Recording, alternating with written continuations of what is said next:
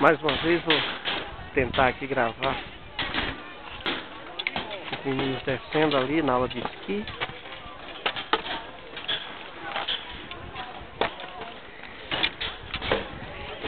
Creio que esse é um pouco atrapalhado é Daniel.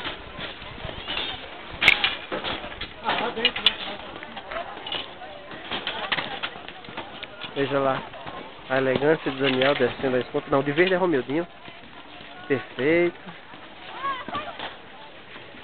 Ó, até Nicélia ali desenrolando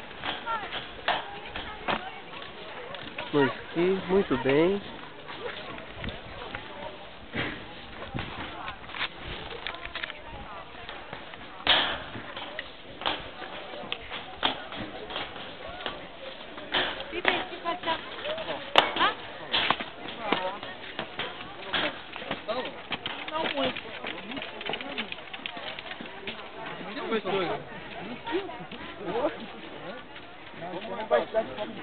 Professora cumprimentando Romildo, Raquel, Daniel, Nicélia, uma menina que fez aula conosco. Agora vai cumprimentar a Clébia.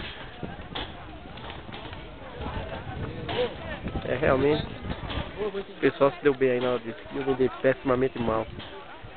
Fiquei só com a dor no quadril e no joelho. Mas fora isso, tudo perfeito.